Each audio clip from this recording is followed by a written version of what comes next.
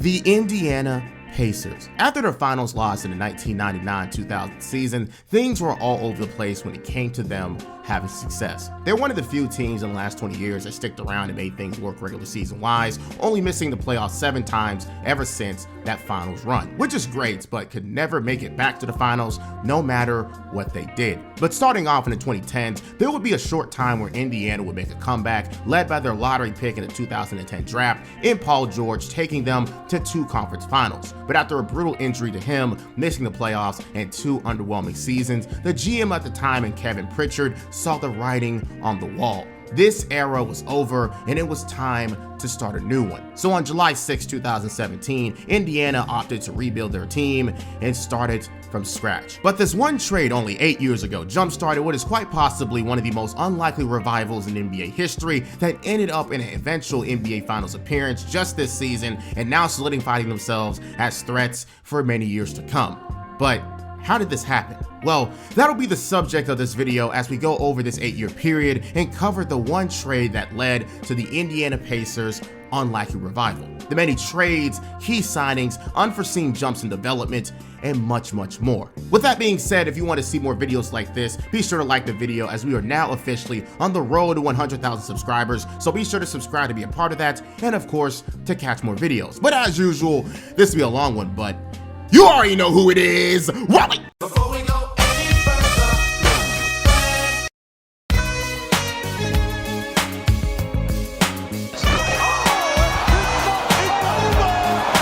it's over, ladies and gentlemen. So, once again, let's start from the day of this infamous trade. July 6, 2017. The Indiana Pacers would come to a deal with the OKC Thunder to match him up with Russell Westbrook, who was just fresh off winning the league's MVP after averaging the first triple-double season since Oscar Robertson long ago. But the way this trade came to be was an ugly one, and the divorce between Paul George and Indiana was very much drama-filled. With Paul George seeing the writing on the wall of things himself, the man who said he wanted to stay in Indiana, just like he said the same thing with OKC soon after, and the same thing with the Clippers. Do yourself a favor and never believe PG. Anyways, Paul George seeing the writing on the wall and only having 1 more year left on his contract would let the organization know that he will be leaving in free agency at the end of the next season. And with that bombshell being dropped on the league, it put the Pacers in a really complicated situation because he was basically requesting a trade. No way the Pacers would just let him leave for nothing when he made his intentions known early. So now it became a race to find the best package available while also finding a team who would potentially risk him leaving being a rental in the hands of the wrong team who could equally get screwed over. But guess what? His only preferred trade destination was the Los Angeles Lakers. Not helping, PG. Not helping at all. However, the teams who were interested were the Cleveland Cavaliers, who originally was going to be the landing spot to match him up with LeBron James in the 3-team deal with the Nuggets, where Kevin Love, Gary Harris, and the 13th pick of the 2017 draft would have been sent to Indiana, but the Pacers backed out at the last second, and honestly, luckily they did. There was also the Celtics, who were going to give the Pacers 3 future firsts, but none of them were going to be the picks that turn into the 8th pick next season from Brooklyn or a future Lakers or Kings pick that they had the rights to, so that fell apart. Then lastly, there was the Rockets, but the contract and asset matching just didn't work out for both teams. Then the Thunder came in with 2 promising young talents who simply couldn't find their way. Victor Oladipo, who was banished from the Orlando Magic to OKC, who looked pretty solid as Russell Westbrook's right-hand man, and the 11th pick of the 2016 NBA draft, Domantas Sabonis, son of Arvydas Sabonis, who everyone knew was being used the wrong way in OKC, being utilized as a stretch power forward, was thrown on the deal alongside Oladipo. The Thunder wanted to win now and will deal with the potential of PG's looming free agency decision and made it happen. The Pacers get 2 young players with potential in the future who will get all the opportunity to make something happen, but that also has the Pacers in a weird spot roster construction wise, still holding on to players who might not fit the now rebuilding timeline. 30-year-old Darren Collison, 29-year-old Thaddeus Young, 28-year-old Bojan Bogdanovic, and whatever was left of Lance to make them dance Stevenson. It wasn't a complete rebuild. They only have their own pick in 2018, and their only young talent they had to make use of is the two players added to the team, 2015 pick Miles Turner and the beneficiary of Lonzo Ball at UCLA, TJ Leaf, with the 18th pick of the 2017 class. So in this new era, how did the NBA media world view the Indiana Pacers? Well, ESPN's yearly record prediction had the Pacers at a projected win total of 32 wins, noting their loss of PG and Jeff Teague to Minnesota. And with the day one lineup of Darren Collison, Victor Oladipo, Bojan Bogdanovic, Thaddeus Young, and Miles Turner, you really can't get a good feel of what this team is going to be, especially with Victor Oladipo coming into the starting lineup immediately to try and make something happen after his entire timeline with the Magic and Thunder last year. But what the world didn't know was a certain person on this team was looking for an opportunity to shine, and now being on a team with no true alpha dog was going to be the one he's been training himself to be this entire time. They switched it. 15 seconds to play. 7. Here's a 3 by Oladipo. Oh, bang! He hit it! Victor Oladipo from three-point range! Bang! LeBron James. So they made the switch. Oladipo turns the corner. A 3. Oh, yes. Victor Oh, yes. 3! You can see that one. Lost it on the dribble. He was still trying to create something, and there nothing there. Good anticipation by Victor, who wants to work on showing you what he's got. Shot clock at 4. Falls down. Oladipo the steal. Don't have to rush. You have to rush. Here's He's Oladipo for the for the lead. Oh, for the win. Indiana has the lead on a 3 by Victor Oladipo. For many years, Victor Oladipo has been trying to show what he's made of in his first 4 years in the league, and he's either been limited in some way due to his team, or in the case of his time in OKC, just wasn't his role to be the true number one option. But with all the lessons he's learned over that time, the many hours of training and waiting for his opportunity, we get the most out of nowhere explosion we've seen from a player in a long time. Victor Oladipo turned a team looking to rebuild into a team who placed themselves into the realms of a dark horse contender in a matter of months. And it started quite literally immediately, winning the NBA Player of the Week award in the East for the week of October 30th, averaging 28 points and looking absolutely brand new. And it was honestly like Paul George never even left Indiana. He was just a couple of inches shorter. However, things weren't perfect for the Pacers in this new era. While Victor Oladipo played on an all-star level and the supporting cast he did have doing what they could offensively and defensively as the remnants of the PG days, the Pacers were inconsistent when it came to putting wins on the board. But you couldn't deny that they were a fun team to watch, seeing Victor Oladipo truly turning himself into an NBA star. Victor would average a career high 23 points per game, which was top 10 in the league, came equipped with a knockdown three-point shot, dunked everything he could, and most impressively, led the NBA in steals that year. The Indiana Pacers truly did become a nice team to root for, being led by a player like him and a true underdog in this league after his somewhat rocky start to his career. But of course, he can't get all the credit. The remnants of the PG era all contributed in keeping this boat afloat, with 5 other players scoring 10 or more points per game, making them a very unpredictable offense. And we'd even see Domantas Sabonis finally play his natural center position, backing up Miles Turner and looking much more comfortable, while at the same time showing a lot of potential at that position. So either way you cut it, whether it's now or later, the Pacers are once again set up for a bright future, barring any tragedy. So let's skip to the All-Star break. Victor Oladipo becomes an All-Star reserve for the East. The Pacers are sitting at the 5th seed with a 33-25 start, and it's not like it's anything extraordinary, but it was back to business as usual for this team, and the Pacers should consider themselves a few moves away from being at the top of the Eastern Conference, especially one that is as unstable as this. And with the strong end of the season post All-Star break getting 15-9, they own a better record compared to last season with PG, owning a 48-34 record, a 5th seed ranking, and are now in the NBA playoffs in a year most people see them just accepting a rebuild. A great start to this rebuild in video, or I guess you can argue more of a retooling, because this to many is the best case scenario from this trade, and they can win this trade long term, especially with Victor Oladipo earning a spot on the All-NBA third team, same as Paul George, but alongside that earned the 2018 Most Improved Player award in near unanimous fashion, and was first team all defense. A very great all-around season, and it could be built upon with this Pacers team, with him only being 25 years old, and again, only being a few moves away from really taking over the conference. The future is looking bright for the Pacers, but there is one thing they can never avoid, no matter how many times they try to, and his name is LeBron James. Ever since his time with the Heat, he has been the main brick wall that stops the Pacers from ever touching the NBA Finals, knocking them out twice in the conference finals and once more last year as a part of the Cleveland Cavaliers in a sweep. And once again, in a 4 versus 5 matchup, the Indiana Pacers have to deal with LeBron in an attempt to make a run at the Larry O'Brien Trophy.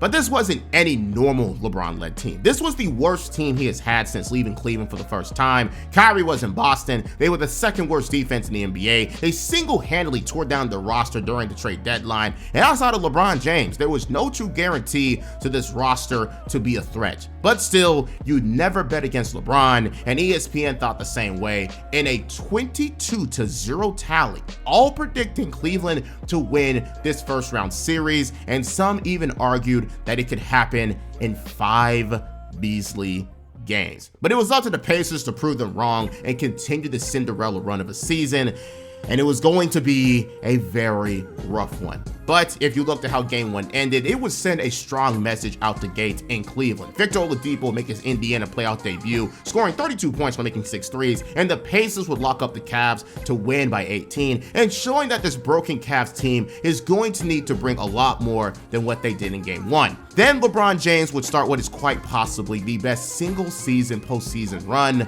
at least from one particular player of all time. 46 points, 17 of 24 shooting, and the Pacers, while being in the game the entire time, never even led for a second. If LeBron James can damn near score half of your points and win games, that's a problem. And the Pacers are going to have to figure out how to slow him down, or they're going to have to simply outscore the king of basketball. They'd escape game 3 with a tight 2-point win headlined by Bojan Bogdanovic scoring 30 points and making 7 3-pointers with 4 of them in the final frame. But the Cavaliers struck back in game 4 to tie things up as LeBron scored 32. Kyle Korver and J.R. Smith combined for 8 made threes. And unfortunately, the starters for the Pacers would combine for shooting a horrible 26 of 68 from the field altogether in a very much winnable game that could have gave them a 3-1 lead. And due to that, and LeBron looking to strike back in Cleveland, he once again scores another 44 points. But this could have been a game that Indiana fans were fine with if they came out with a win. And with Domantas Sabonis making a game-tying shot with 33 seconds left and LeBron James turning over the ball the next possession, the Pacers call a timeout to discuss how they were going to escape Cleveland, Ohio with a game winner. However, it didn't work the way they wanted. LeBron James would block Victor Oladipo. Fine, I guess we're going to finish this off in overtime. Not necessarily, because you still have to stop LeBron James one more time. And with 3 seconds left, Cleveland triggers in. James, 2 seconds, 1 second to the win. Oh! LeBron James delivers! Once again, another winnable game escapes the hands of the Indiana Pacers, and a very important one at that, as the Cleveland Cavaliers only need one more game to make it to the next round. The Pacers need to find a way to stop him to go on to the next round themselves, because if they do, they will not be dealing with a player of his caliber again until the NBA Finals. They do get off easy though, forcing a Game 7 with an all-around team masterclass, beating the Cavaliers 121-87, with 7 players scoring 10 or more points and being led by Victor Oladipo's 28 points, but now they have to return to the belly of the beast. Cleveland, Ohio, said literally nobody ever. Game 7, win or go home once again. But this game showed that unfortunately, the Pacers were just not ready for the limelight, or at least just yet. A perfect 5-of-5 start for LeBron James in the first quarter made this team go down 31-19 at the end of the first frame, and from there, the Cavaliers controlled the entire game. There were attempts to make a comeback and take the lead, or at least tie the game, but with LeBron scoring yet again another 40 points, he was able to pull off another solo act, seeing the Pacers lose to LeBron James yet again, 105-101, in Game 7 and showing once again why the media predicted this exact outcome. The Pacers just did not have enough to deal with a LeBron level player as usual, and despite the team around him, he is used to this and went out there and did exactly what he needed to. Again, there were opportunities they had to win a few key games in the clutch, but those games are what dictate a series, as we are shown here. But while the Pacers would lose once again to LeBron, there was nothing truly to be disappointed by considering the original outlook of the season before it started. Victor Oladipo is a star in the making in this league. This team is only a few pieces away from being something great, and you have other young pieces who could potentially be great alongside Oladipo. So as the season comes to a close, all you can hope for as a Pacers fan in this new era is some type of move to keep this team closer to the goal, as you now have a new star to root for many years to come. The Indiana Pacers are way above schedule when it comes to their rebuilding effort, going from a possible rebuild with 2 young players to an immediate retool in a matter of a few months. Without Victor Oladipo led this team and still having much more ahead of him in his prime, this team is a few changes away and some luck from making it back to the NBA Finals. But despite their early exit due to 2018 playoff LeBron, there isn't much talk about a potential upgrade in Indiana. In fact, the summer of 2018 was a very much quiet one. Indiana had over $20 million in cap to play with in the summer, which could have been utilized in some big trade or signing. But the GM Kevin Pritchard opted to add more to their depth and continue their death by 1,000 cut strategy that worked so well last year. In the draft, they picked up Aaron Holiday, brother of Drew and Justin Holiday, with a late first-round pick to help out with their incoming point guard issues and to see if he can meet and become useful like his brothers in the league, known for their defense and ability to make the right plays. But the real change came in free agency, where they would sign 3 main names to an already deep roster. First, they signed the 2010 Rookie of the Year Tyrese Evans, who's coming off of a career revival after a stint in Memphis where he was able to play his natural position as a point guard and produce great numbers off of it, bringing him in with a 1-year, $12 million deal to see if his production stays sustainable, and even risking losing him if he happens to do that again, and could potentially lead them in free agency to make even more money next season. Second would be the signing of 2014 lottery pick Doug McDermott, who at this point has been on 4 different teams in 4 seasons already, but his role will be as a shooter off the bench with a new 3-year, $22 million deal. And lastly, for some more big men depth after Trevor Booker and Al Jefferson left the team's books, Kyle O'Quinn joined as another solid bench player replacing them. Now, is this the biggest thing to jump for joy over? No. Can the Pacers still level up somehow? Maybe. A 50-win season isn't out of the realm of possibility, especially after LeBron left for LA. So you can even say there's a real chance the Pacers could do something in the playoffs if everything goes well. But honestly, it'll probably be for the best for the Pacers didn't make a very hasty move and take things a little bit slower. So honestly, can't complain. It's time to see if Victor Oladipo can build upon his all-NBA worthy season last year and continue to show that this Pacers team can thrive together and turn things into a playoff run. Because with so many different people who can score and defend, this team is going to stay dangerous even if the names do not pop out at you. And you know what? Things went back at the same pace as last year. A 9-6 start isn't the best thing in the world, but it's something to build off of and potentially go on a strong run to jump other teams in the standings once their chemistry builds more and more. But that very next day, Victor Oladipo goes down against the Atlanta Hawks after he aggravates an injury that he has had in his right knee and only lasted 4 minutes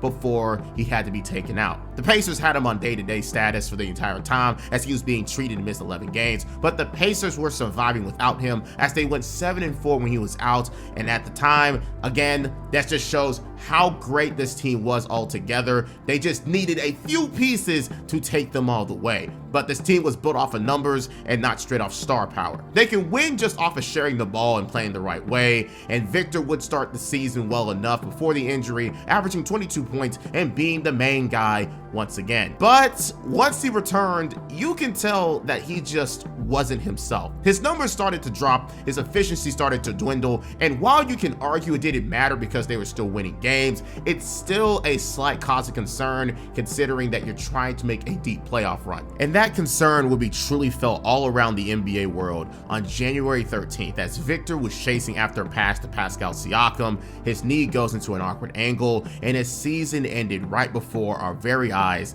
as he ruptured his quadricep tendon in his knee, in the very same knee he was already having issues with. It was a very unfortunate injury, as we all were only gifted only one season of peak Victor Oladipo before it ended way too soon, because as most of us know, it would never be the same ever again. But despite him being gone and things changing from that, the Pacers remained a well-coached and well-oiled machine. At the All-Star break, they were again at a relatively similar spot they were last year record-wise, with a 38-20 record. Victor Oladipo, despite the injury, made the All-Star team again, and you really couldn't complain with how things were going. There were even new developments from this season that caused a lot of intrigue all around. The biggest one being the rise of Domantas Sabonis, who compared to last season was given more responsibility and showing true glimpses of becoming a beast as a center if given more time. The only problem is the fact that Miles Turner is having his own great season, leading the NBA in blocks, and the two are basically splitting minutes at this point, because when they share the court together, it's basically a repeat of OKC, where Domantas is very much misplaced and it becomes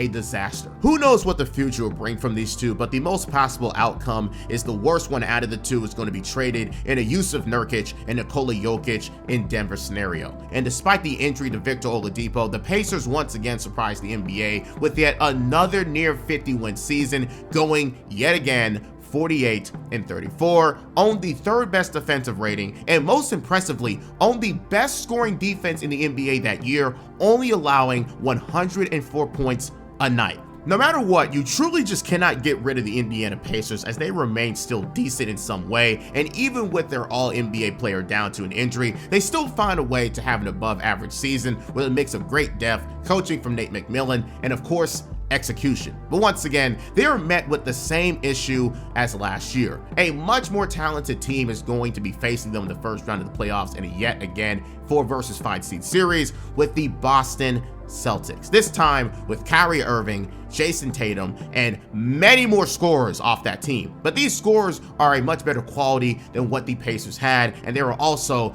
a top 10 defense. Kind of a matchup nightmare in the playoffs, all things considering, for this team. And just like last year, not one expert on the ESPN panel seeing this Pacers team winning the series. Last year, they almost proved them wrong, but without Victor, this is going to be an even taller task than last year. Not impossible, but going to be requiring a lot more perfect basketball. And game 1 was not an example of perfect basketball by any way. A 74-84 L, where they only scored 8 points in total in the third quarter, and the confidence in this team drops hard from everyone watching. Game 2 would end in yet another L, seeing Kyrie Irving and Jason Tatum score 63 points together in their game, where they blew a 12-point fourth quarter lead, and the game ending once Jason Tatum took back the lead with 30 seconds left. Game 3 was a near 10-point loss in Indiana, where they were fighting with the Celtics until the fourth quarter, and now in Game 4, with their backs against the wall, we see some real fight from the Pacers this time around. But once again, the fourth quarter frame came, the Celtics go on a late run, and the Indiana Pacers were swept in the first round in a series that most people had them losing anyway. I don't think you were really going to win a series when your best scorer on this roster was Bojan Bogdanovic in the playoffs, shooting under 40% in the series, but again, it was the expected outcome, and that's exactly what we got. So now, you are in a very weird spot to be the Pacers after this playoff exit. They are officially in the realm of good, but not good enough. They didn't want to buy in, and they just signed some depth, and even though they still had the same outcome regular season wise, they were going to be in a tough situation where the playoffs are near impossible to get through, and in all honesty, wasting season after season, because they are not contenders in their current form, and this outcome outright proves it. And with Victor Oladipo coming back from that brutal injury, there's a low chance he'll be able to bounce back like PG did after his infamous injury not too long ago. So as the season ends, there's going to be a very interesting offseason to come through to test to see what the Indiana Pacers will do decision-wise. So remember what I said about the Pacers being ahead of schedule last year? I take that back. They are officially in the same space they were already in when Paul George was about to leave just a few years ago. Good enough to make the playoffs, but not good enough to compete for the title. Granted, it's a better space to be in than the alternative, but Kevin Pritchard sees something here. It's just the names that he has at the top end isn't good enough to make enough noise to give many fans hope. And now in Indiana, waiting to see if Victor will bounce back from his brutal knee injury, we are once again back to another offseason to see what moves the Pacers will make. In the draft, they pick up more front court help by getting Georgian center Goga Bitadze, and considering this was the 2019 draft, they were most likely trying to get the best available player. But the real action for the Pacers this time around is trying to add more talent in free agency. And this was going to be a huge roster overhaul for many reasons. Tyreke Evans' money's now off the table, like he's being disqualified from the NBA due to drug-related reasons. Darren Collison retires from the NBA for religious reasons as a Jehovah's Witness. Bojan Bogdanovic signs a nice payday to play in Utah, and Thaddeus Young signs with the Chicago Bulls. Just like that, there is a giant hole on their team that jeopardizes the identity of this squad being propped up through their depth. But Kevin Pritchard went cooking to build up this team with a lot more new names. On July 6, 2019, the Indiana Pacers would trade literal cash to the Phoenix Suns in a 3-team deal to receive back TJ Warren from the Suns in an absolute win for their team. And what's even wilder is the fact that the Suns gave up on him due to the fact that he was making too much money and simply wanted to get off his contract. Let it be known, he made $11 million a season, and he's been flirting, scoring 20 points a night in the league. But the true reason was because they wanted to open up even more money to make the Suns a good team with D-Book and DeAndre Ayton, and I really can't hate considering that they made the finals the very next season. But still wild nonetheless. But the moves don't end there. TJ Warren finding a new home, but they'd also trade a 2020 first and 2 second-round picks to the Milwaukee Bucks for 2017 Rookie of the Year, Malcolm Brogdon, in a sign and trade deal for 4 years and $85 million. The most aggressive move since the PG trade. Now at 27 years old, Brogdon has had an interesting stint in the NBA so far, but while he is a good point guard in this league, after his rookie season, he has had injury issues galore, and the Pacers were still giving him a very steep contract to him nonetheless. Finally, we have regular free agency signings in Jeremy Lamb, TJ McConnell, and Justin Holiday to round out the team. So again, it looks like the philosophy of this roster is staying the same. Keep the depth deep, keep the ball shared, and win through strength and numbers. Only problem is they still need an alpha dog on this team at the bare minimum come playoff time, but Victor Oladipo's recovery is still going to take a while as he's going to miss the beginning of the regular season. Despite all of that, ESPN has learned their lesson. They gave the Pacers the exact same record they had the last 2 years as their prediction for this upcoming season, 48-34. But a new development has come out of the coaching staff that will need to be looked at. Coach Nate McMillan has confirmed that the starting lineup for the 2019-20 NBA season will include Domantas Sabonis and Miles Turner in the front court for the foreseeable future. Obviously, this idea has big advantages written all over it, especially with Miles Turner being able to space the floor while Sabonis can dominate the paint. But the main question will always be the potential abuse taken from either of them on the perimeter, especially Domantas Sabonis. But with Thad Young now in Chicago, there's a giant hole at power forward, and it is only practical for Domantas Sabonis to at least be given a chance there. So as we roll into the 2020 NBA season with a day one lineup of Malcolm Brogdon, Jeremy Lamb, TJ Warren, Domantas Sabonis, and Miles Turner, this lineup screams above average. But considering the huge turnaround this team had from the summer, we still have to see if they can make it work together and if Victor can return to make things even better. However, this time we see someone else take the jump a lot of fans have been waiting for. Whoa! Big fella, what's the right thing to do? No good by Horford. Just a real good read there by Holiday to know, get a little one over the top.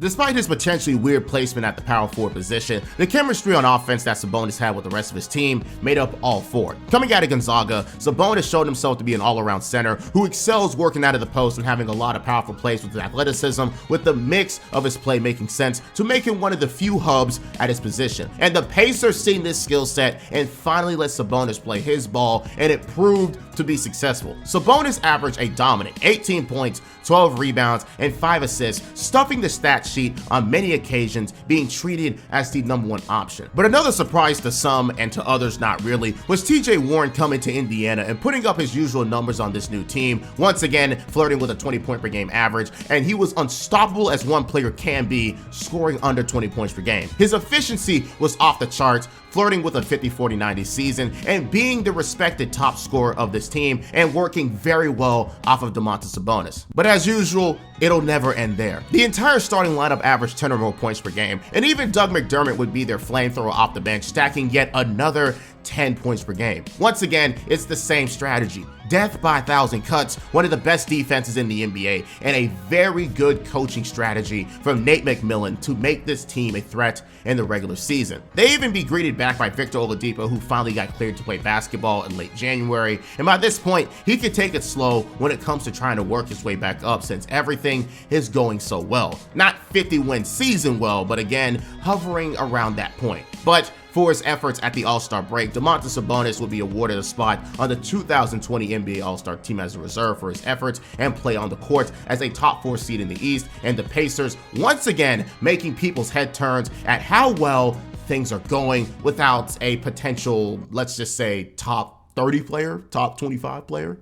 Again, though, they will forever have the same criticisms again until they are proven to be able to make a run out of this very deep roster. But as the season continues, it might be time to admit defeat when it comes to seeing the best of Victor Oladipo and the injury he sustained last season, really prematurely altering his career. Eventually, he returned back to the starting lineup, and man, you can just tell that he just isn't anywhere near the same level of player he was before the knee injury. 14 points per game and shooting under 40% from the field. I mean, sure, he is trying to work his way back up to his former self, but this is sending a message to the front office, and his time on this team might be coming to an end. And the same for his career outright. But it just really sucks to see, honestly, because every once in a while, I will see his highlights online and be reminded of what we had for one lone season.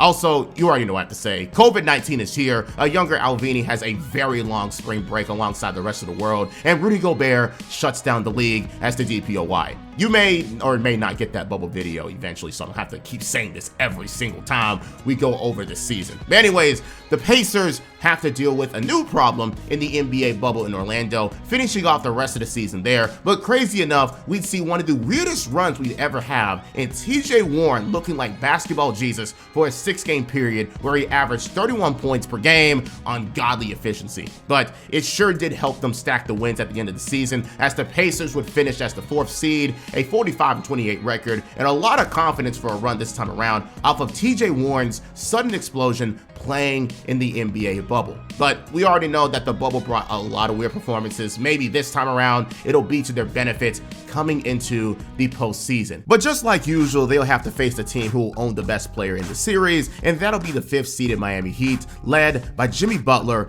and Bam Adebayo. You can argue both teams are somewhat similar, but the playoffs are led by the stars, and it'll be up to the Pacers to once again try and prove themselves on the biggest stage.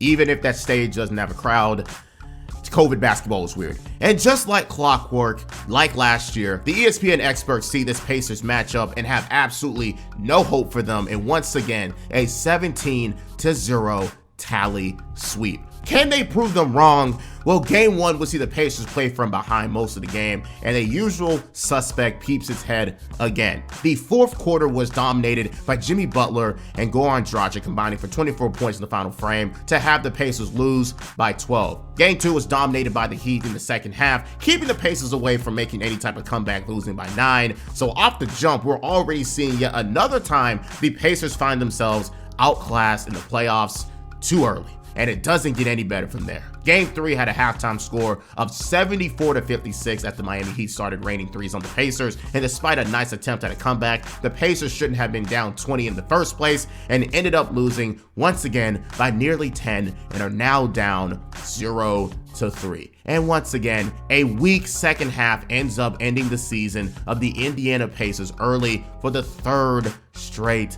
season. So we truly seen this team not even win a simple playoff game in 2 straight years, and the philosophy of this team never changed one bit despite their failure over and over. And it's not like it's a LeBron issue like the early 2010s. It's a roster issue. You don't have a player who can truly take over games, and their usual strategy doesn't work when a true performer or another great coach comes in and flips the script on you. But you want to know what's even funnier? The problem is visible to everyone. The roster needs to be better, but only 2 days later after this game, Nate McMillan will be fired for his shortcomings in the playoffs. Now, let it be known, he is doing a good job with the roster he is given, but it's not good enough to truly go places, yet he gets canned. Being a coach in the NBA sphere is very frustrating, but I'm not going to act like he was perfect, but I found the move very interesting then, and now doing all this research now, I find it very interesting 5 years later. Remember, dear viewer, it's always the coach's fault, apparently. But this does mean that we might be in for a real change coming next season. We have a new coach, we have an obvious problem, we have a roster identity that hasn't won a playoff game in 2 seasons, and will Kevin Pritchard get even more aggressive, or are we going to have to continue the same thing with a new coat of paint and a different coach and expect a new result? Well, I guess we're just going to have to wait and see.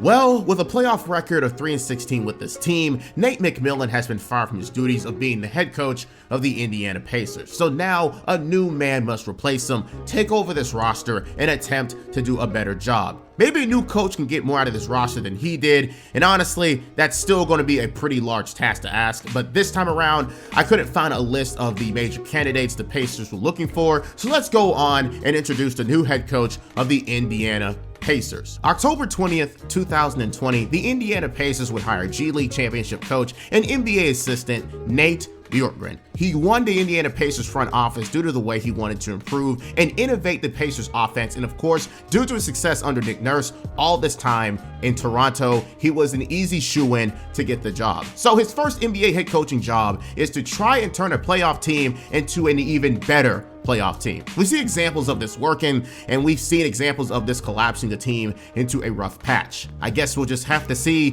which one Nate will fall into, bringing this team to a better place potentially. But to put it simply, he just wanted to change the way they play and be a lot faster as an offense. For reference, just like last year, the Pacers were ranked bottom 10 in pace and bottom 10 in points per game due to that, but he wanted to make them a very different team. Will be a fun team to watch, he said. You're going to see a lot of movement on both sides of the ball, different guys handling the ball, pushing it up the floor. You want to utilize the three-point line. My approach to defense is to change and change quite frequently. Between quarters, after timeouts, after an 8-0 run, I think that's the disruptive part. So with the new coach, will the front office bring anything different to the table, or will it just be a repeat of last year, except with a new coat of paint in the form of a new coach? Not at all. The Pacers said run it back, and not like they had much of a choice with a lot of their money tied up in their starting lineup. So eventually, something has to give, whether it's another all-star leap from someone, maybe some luck in playoff seeding, who knows? But what I do know is that the season after the bubble brought about many challenges to many different teams, and the same can be said for the Indiana Pacers. 1 week after another, some was falling to injury or was being limited due to COVID regulations. Only 4 games into the regular season, we'd have our first tragedy. TJ Warren, the top scorer of last season, would be injured, and yet again, it's another bad one for the Pacers, as he would have to receive a major surgery to fix a fresh fracture in his left foot, leaving him out for the rest of the NBA season and beyond, forcing the Pacers to adapt. But one change comes with yet another one this season, and it would be the bittersweet goodbye to Victor Oladipo, as after 9 games, he will be a part of the viral James Harden trade to Brooklyn, moving him to Houston while the Pacers receive back Caris LeVert and multiple second-round picks. Again, we all knew it was coming, as Victor was currently on a contract year, and the Pacers would rather get something out of him than to let that contract end and get nothing. In return, though, they get yet another pretty good underrated player in Caris LeVert, who is currently having one of his best seasons in the NBA as a scorer and playmaker, and could definitely be a good contributor on an already solid system. But of course, that would have to wait, as yet another wrench was thrown in their plans, because Caris LeVert, during his physical, was found out to have a mass on his kidney, which needed to be taken care of first before he can even think about playing basketball. All that time during that, I was just thinking, how did the Nets medical staff miss that? But you know what? I think that trade was a miracle, because if he wasn't traded, he may never have known until it was potentially too late. Anyways, we have 2 months of straight setbacks, How is the team overall holding up? Well, there's good news and there's bad news. Good news is Domantas Sabonis is leveling up his play and taking more responsibility on offense alongside Malcolm Brogdon, and this was the plans of the new coach who wanted to utilize the many pieces on this team and make them a much more threatening offense, now being top 5 in points per game as a team. Domantas Sabonis would even make his second All-Star appearance off of it, but with all those positives in mind, where does the bad news come in? Well, the Pacers can now not stop their opponents from scoring, going from a top defense to now giving up as many points as they put up per game, now becoming a bottom 10 scoring defense. Not good considering what this team used to be. I had alongside a banged up Miles Turner who's missing games, Malcolm Brogdon missing time, and a lot of changes to the starting lineup due to that. We go to the All-Star break with a 16-19 record and the Pacers struggling more than ever before. Now, like I said, other teams are having their own interesting set of circumstances, but the Pacers team this time around are one of the few teams taking the biggest beating from COVID regulations and natural injuries. There is also something else happening in the background, but we'll discuss that one later, which also adds a very big cherry on top to an already stressful year. So now this will be the time to say, okay, Alvini, things get better and they make another playoff push. And that's when I rebuttal in and say, absolutely not. Caris LeVert will return from his surgery, good as new, and even scoring 20 points per game on this team to add to yet an already dangerous offense, but the Pacers just couldn't find enough momentum to get a top 8 seed and ending their season with a record of 34-38. The first time since 2015 since they finished with a record worse than 500, and it's a horrible way to start the tenure of this new head coach. But that's what I would say if the NBA play-in tournament didn't come in and potentially give them a bailout. Also, the Eastern Conference at this time was god-awful, seeing the Wizards led by Russell Westbrook being the 8th seed with the exact same record, but now with the introduction of the play-in only a few years ago, the Pacers can now just play their way into the playoffs as a 9th seed. In the first game against the 10th seeded Charlotte Hornets, they make easy work of them, winning 144-117, with 8 players scoring over double figures and seeing Domantas Sabonis come 1 assist shy of a 10-20-10 game. But no one takes the Hornets seriously, and they haven't since the 90s. Check out my video on their history if you want to know more about that. But the real gatekeepers of them making the playoffs will be the Washington Wizards, who are on equal footing to the Pacers in this 8 versus 9 matchup, with the chance to face off against the Philadelphia 76ers in the first round. And I won't even sugarcoat it. The way they did the Hornets the last game was the same way they got done versus the Washington Wizards, and with a near exact same score to boot. This was the season from hell for the Indiana Pacers, missing the playoffs despite a relatively talented roster, and most would say we can just run it back and hope for better results in a more normal season. But the Pacers knew that they had a big problem and had to take care of it immediately. In one of the craziest one-year hiring and firings of our time, Nate Bjorkgren would be fired after this season. Now, we rarely see a one-year hiring and firing done in the NBA, so there has to be a major reason for this to happen. Well, unfortunately, the Pacers would have to witness from many complaints from their players and other coaches that Nate was a great basketball mind, but a horrible people's person and constantly clashing with players while also losing the locker room as the season went by. And as just a reminder, Nate McMillan took the Hawks to the conference finals in his first season with the Hawks, while the Pacers have to deal with a literal cancer on the team. Listen to some of these quotes from people around the league from his past from a Bleacher Report article. When he was hired, I was surprised because he was not the easiest to work with on just about anything, said one of Bjorkgren's former G League players. He's kind of stubborn, won't listen, even though it might be a good conversation. He's a micromanager and he's not for everyone. Bjorkgren's communication style has been categorized as aggressive and abrasive with players and members of the Pacers staff, from his front of the bench assistants down to trainers and equipment personnel. That behavior was cited as a cause for one assistant coach resignation. But I think the funniest quote from this article was this: "They didn't do their background on who he was or how he treated people," said one person close to the coaching search. "They just talked hoops with him." So yeah, big mistake from the Pacers, and they truly didn't do their homework on who they hired, and he came in and put up Jim Boylan numbers when it came to toxicity on the team. But unlike the Bulls, they fired him immediately rather than to make it worse and fester over the years. A weird season turned even weirder, so this time around, the Pacers better pick up someone trusted and reputable than to not do their homework on an unknown product, because this season was possibly as bad as it can get for a team of this caliber. So now I have to ask the same exact question: what will they do about this development? Pick up a better coach and try to just run it back, try to mix things up considering the injuries on this team. Well, Kevin Pritchard has a record of making good decisions despite the one bad hiring he did, so maybe this one mistake can be put behind us as this next summer comes up.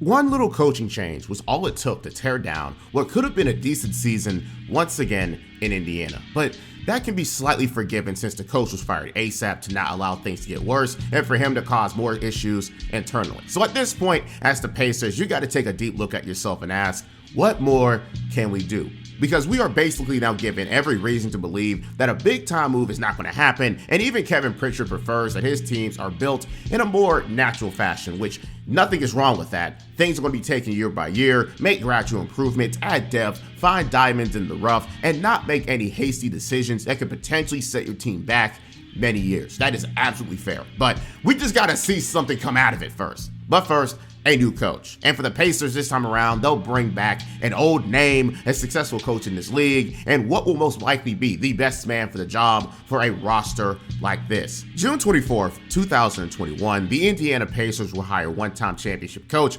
Rick Carlisle to the squad after his time in Dallas ended as he stepped down from his coaching position there. He had a short tenure in Indiana in the very early 2000s, where he would see short success with them, but after missing the playoffs, he moved on to Dallas, where he would create one of the most unlikely championship runs in history, taking an older Mavericks team to the finals and of course beating the Big Three Miami Heat in their first year together. But now, a decade after that, he's left and is now back in Indiana. Of course, he's one of those coaches that makes the most out of his talent and is ready to use his many years of expertise to create another championship contender. But the only problem is the Pacers are in a banged up spot right now. TJ Warren's rehab is going nowhere and he's predicted to miss a lot of this upcoming season. Caris LeVert's in a similar position with a stretch fracture in his back. And just like last season, a lot of their guaranteed money is stuck in their starting lineup. So they're basically stuck in their current position and are going to have to wait this one out or hope that Malcolm Brogdon and Domantas Sabonis can level up and truly carry this team. And to support this further, they would use their 13th pick on Oregon shooting guard Chris Duarte, a 24-year-old rookie who was expected to immediately produce on this team due to their injury troubles. And this was a class with people like Quentin Grimes, Trey Murphy, Moses Brown, and other young guards and forwards that they could have taken for a more long-term approach. But I really think this drives the message home that they need to have some immediate impact if they want to go on and upstart things with Rick Carlisle on the team and make this team what they used to be. But despite their cap situation, they will make a few tiny moves like trading away Aaron Holiday, ending his time in Indiana, and the Russell Westbrook trade to LA to receive back the high-flying center Isaiah Jackson from Kentucky, and would do the sign-and trade, trading away Doug McDermott to the San Antonio Spurs. Outside of that, complete radio silence. So what are the expectations of the Pacers in this first season with Rick Carlisle? According to ESPN, a under 500 season, and honestly, you really can't blame them. It makes sense what I talked about earlier, and they have a long road ahead of them when it comes to getting back to contention. And as the season began, you could tell it was going to be a long one. They were competitive to an extent, but truly didn't have that same firepower that you would see to actually pull off some wins. But by New Year's, they owned a record of 14-22, and you just knew this was going to be yet another wash of a season for your Indiana Pacers. And it wasn't entirely their fault, just a layover from the season before carrying over to this season. But you want to know what makes things 10 times worse? More injuries. In December, Malcolm Brogdon would suffer from an Achilles injury that would shut him down for most of the season. And again, before they signed him a few years back, he was suffering from a lot of nagging injuries. And a few years later, that's all they got from him for the most part. And Miles Turner would unfortunately fall to a foot fracture of his own in January that would sideline him for the rest of the season, making an already bad season worse. For the first time in a long time, the Pacers are truly in a deep hole and someone needs to pull them out. And soon enough, Kevin Pritchard would find a team looking for something he can take advantage of and took the first opportunity to get the deal done. We welcome you back with breaking news from the NBA as the trade deadline approaches. The Indiana Pacers continue to make moves. Our Adrian Wojnarowski reports Indiana trading Domantas Sabonis, Justin Holiday, and Jeremy Lamb to the Sacramento Kings for Tyrese, Haliburton, Buddy Hield, and Tristan Thompson. Indiana just the other day trading Caris LeVert away, and now Sabonis, the big name in this 6-player deal as he goes to Sacramento. February 8th, 2022. One of the biggest trades of the season happens. The Sacramento Kings are looking to buy in now ASAP, with the many talks of De'Aaron Fox winning out of Sacramento and wants to go on and try to win something immediately. So they ask for the service of Domantas Sabonis, who would make a great inside-out two-man punch between guard and center, as Domantas is a proven center in this league at this point. But in exchange, the Kings would have to give up the second-year guard and Tyrese Haliburton, who so far has been a coach's dream and a statistical demon. In his rookie season, it would take him a while to crack the starting lineup, but as soon as he did, him and De'Aaron Fox was a match made in heaven, with Haliburton being a great on-the-ball and off-the-ball presence, showing himself to be an efficient playmaker and scorer, and has plenty of upside to build around. To many, Tyrese should have been untouchable off of that alone. You have a rookie who came into this league with barely any issues adjusting to the NBA and looks like a seasoned point guard off the jump at 20 years old. But remember, this is the Sacramento Kings we're talking about here, headlined by Vivek Ranadive. So expect the unexpected. But obviously, as the Pacers, you will take this trade in a heartbeat. You already have a slight rebuild going on. Tyrese is 5 years younger and has all-star potential and fits what you want in your offense. Potentially a win-win trade if the Kings can make this duo work, but don't worry, I'll speak on that short era on the channel later this summer. I'm feeling kind of evil. If you made it to this point in the video, shout out to you and leave me a what the Haliburton in the comments. Anyways, Rick Carlisle sees big things in Tyrese and wants to utilize him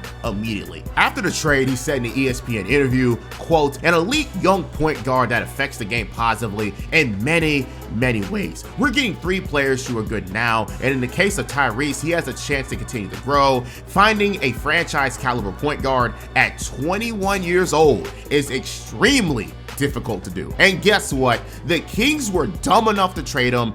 Everyone point and laugh." Yes, I know I'm the same person who supports the team that traded Shai Gilgeous-Alexander for PG, but this isn't about me.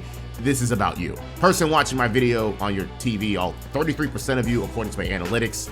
Anyways, this trade was debated all over, and some thought it was worth the risk for the Kings, some thought the Pacers ran away with highway robbery, and some argued it was a fairly win-win trade considering what both teams needed at the moment, and of course, considering if the Kings were to make something happen in the immediate future. But the trades didn't end there. The day before, Caris LeVert was traded to the Cavaliers, who were yet another team who wanted to win now and wanted to have a win now piece, and gave up a few picks for him to clear up more cap space in the future. And the day after the Tyrese trade, they would trade yet another win now piece in Torrey Craig to the Suns for yet another pick and lottery pick Jalen Smith, someone who the people in my Discord, which you should join by the way, argues kind of looks like me.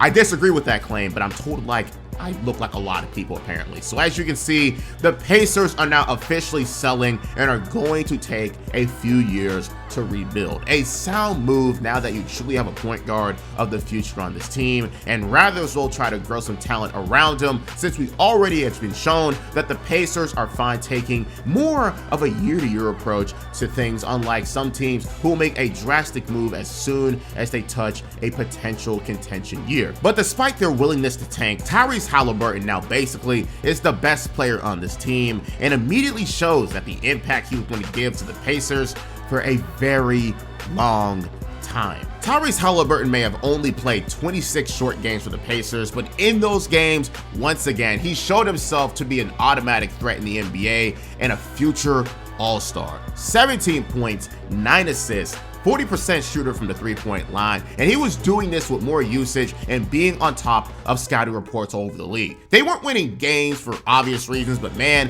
once he gets a team that is more suited to benefit him more, the Pacers are going to be something to look out for. So yeah, they would end the season 25-57, their worst since the 1980s, but they own their own pick, which will likely go top 5. They own a promising point guard to be able to base their offense around. They have a lot of money and cap space to play around with, and a proven coach who will bring results. Now all they need to do is put all these factors together and make yet another contending roster. It may take a few years, but this rebuild of the Indiana Pacers will be worth watching, and especially the further development of Tyrese John Haliburton.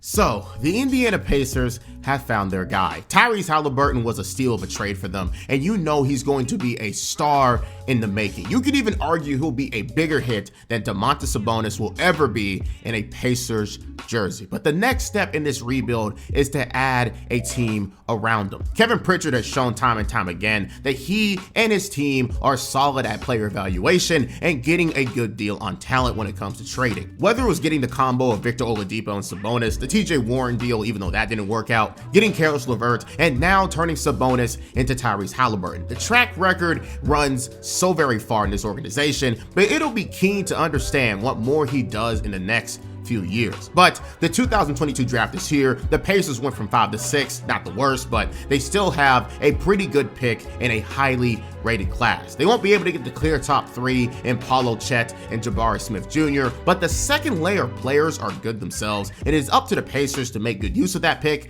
and their 31st pick, which is basically another first-round pick. But as the names start being called in this draft, the Pacers can take about anyone at this point and at any position. So let's see who they choose with their highest pick since the Paul George selection in 2010.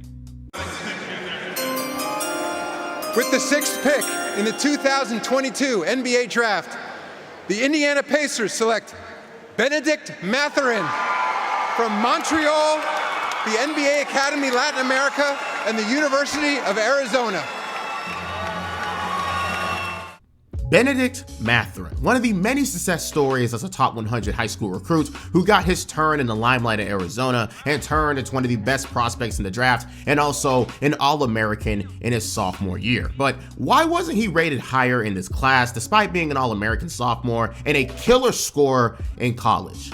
Well, it came down to the relatively one-dimension game of him as a player and, of course, his lack of defensive skills and awareness. Now, that ain't the worst thing in the world, but it's just that you really have to utilize his strengths to the best of his abilities and hope that he simply gets better at his weaknesses, because you can argue his type of players are a dime a dozen. But using the 6th pick on him means they have a plan for him, and hopefully it'll be a very good one. But that wouldn't be the only big pick they make, because one of the picks they traded for in last year's trade deadline, with the 31st pick, they would also pick up Andrew Nembhard from Gonzaga, a player more suited for the Pacers system, a very calculated combo guard with a very high IQ, and would nicely pair with another high IQ guard in Tyrese Haliburton. Both of these picks were highly rated by reviewers, Mathurin being a prospect player in the aspect of his all-around game, and Nembhard a 4-year college player who can easily play immediately and provide impact, whether it's as a backup point guard or combo guard duo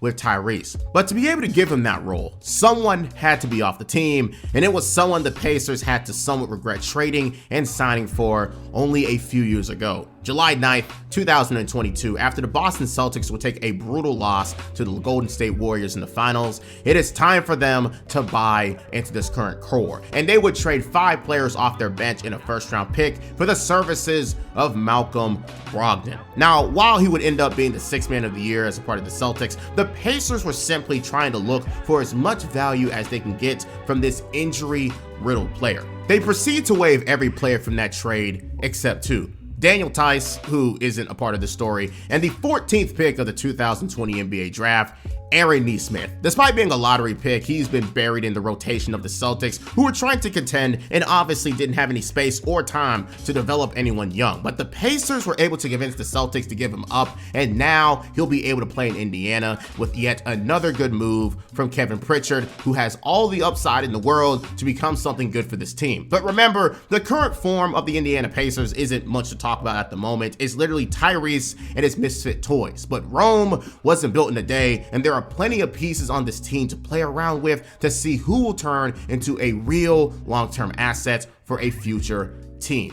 So you know what that means, more tanking basketball, but not in the we want to lose as many games as possible type of way. No, they're doing it more in the we're going to try to figure out what works, but we're not good enough to win games type of way. Think of the 2024 Rockets that turned into the 2025 Rockets, who were the 2nd seed this season. There's going to be some rough spots, there's going to be some flashes of future promise, but they do got to go through all that to find what works in the future. So it might end up being a very long season, and obviously some of the guys that don't work out will need to be moved. But the funny thing was, with the mix of Tyrese Haliburton and Rick Carlisle's coaching, the Pacers were actually decent and hovering around a 500 record. They would start their season 23-18 and was the 6th seed, and it was all headlined by the man of the hour, Tyrese Haliburton.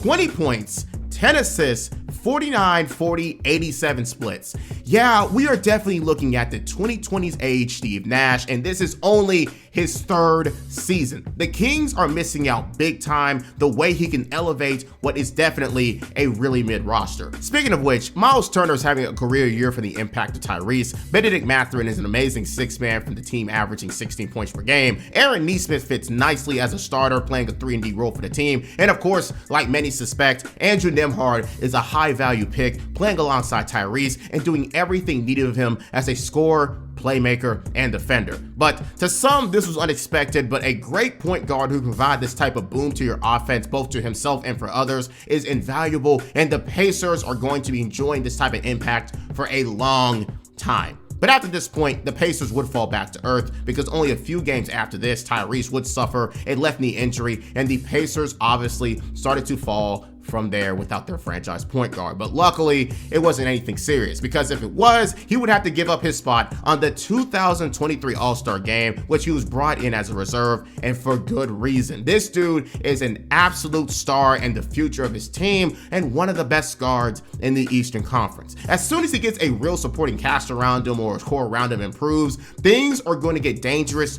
for the Eastern Conference. But for now, it is still rebuild time. So with that being said, they would end their season 12-29 and finish with a record of 35-47. Way better than last year, and there is real progress being done with this team. If they can keep up their momentum for the beginning of the season, they would have been a play-in team or the 6th seed at best. But honestly, this works out way better for them. With this record, they get yet another top 10 pick in the draft, and if they wanted to, they could trade for something bigger in the offseason. Things can start to get serious as soon as next year if they wanted to, but we all know there is no such thing as a hasty move from Kevin Pritchard. Just like his point guard, he's all cool, collected, and calculated. So now the real question will be, are the Pacers just going to keep things as they are and hope for a season of development that will bring them further to the playoffs? Who will the next pick be in the draft, and will they make a move to inch themselves ever closer to contention?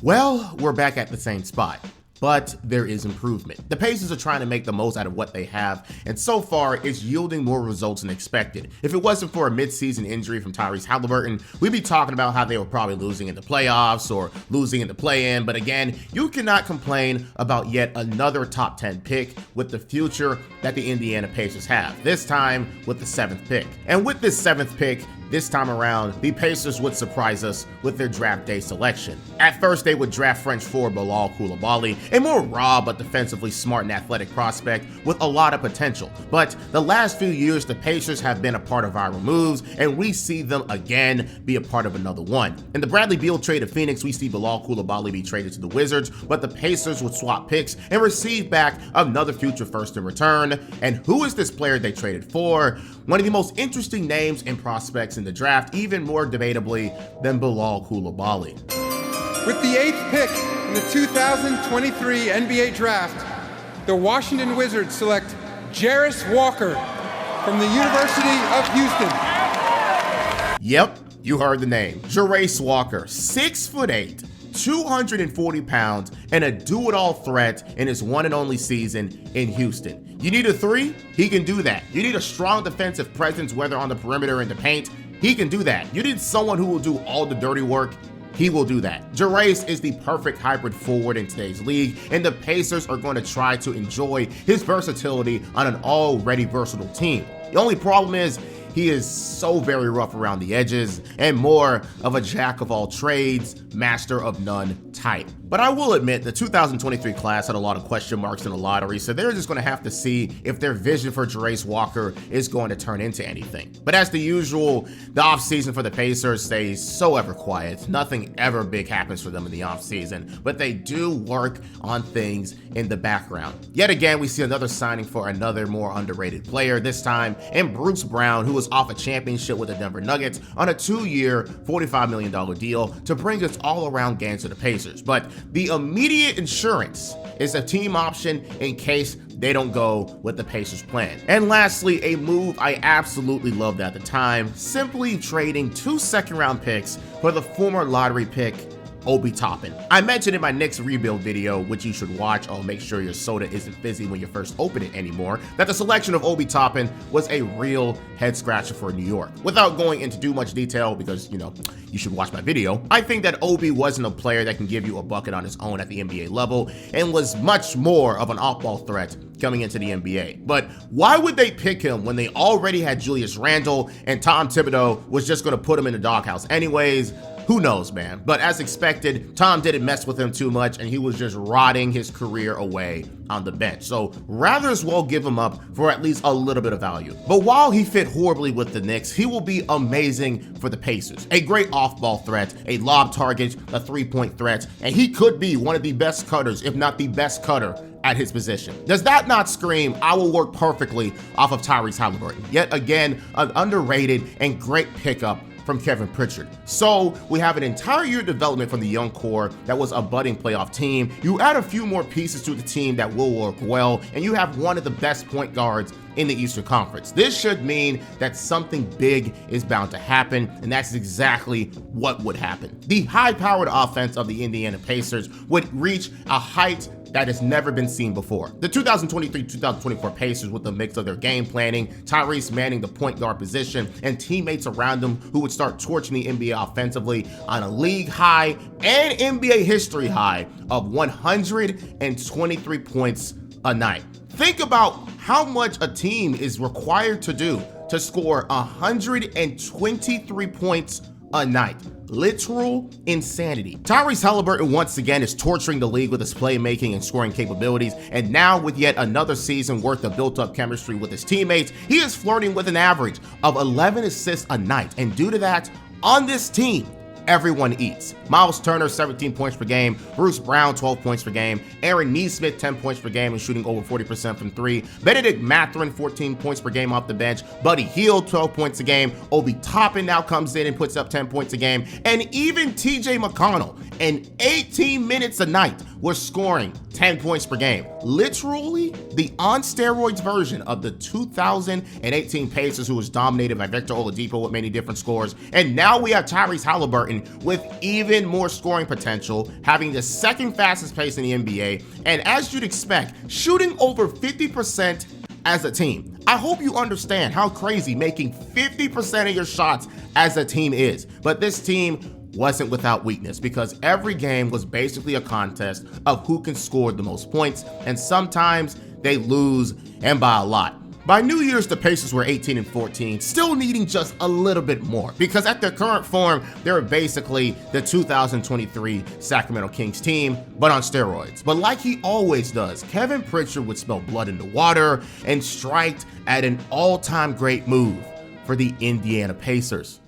Kevin Hill back with you on SportsCenter. The breaking news: the Pacers acquiring all-star forward Pascal Siakam in a trade that sends Bruce Brown, Jordan Nwora, and 3 first-round picks to the Raptors. Sources tell our Adrian Wojnarowski on Wednesday. Siakam, who could be a free agent this July, is averaging over 22 points per game. Yet another upgrade has been made, and as usual, it did not cost the Pacers much at all. 3-time All-Star, 2-time All-NBA, and 1-time champion Pascal Siakam has been traded to the Indiana Pacers for Bruce Brown, Jordan Nwora, and 3 first-round picks. Pascal Siakam's time in Toronto was ticking down as the Raptors continuously got worse and worse over the years since the championship, and their team, of course, getting younger and younger for a rebuild. And with Pascal Siakam's current deal coming to an end this summer, it's either lose him for nothing or get him for something. And man, this trade is pennies on the dollar for someone of his skill level, considering the Pacers will most likely be competitive enough to not even care about a bottom 10 first-round pick. And all reports come back to Siakam wanting to stay in Indiana, so the Pacers now have 2 All-NBA worthy players on the same team,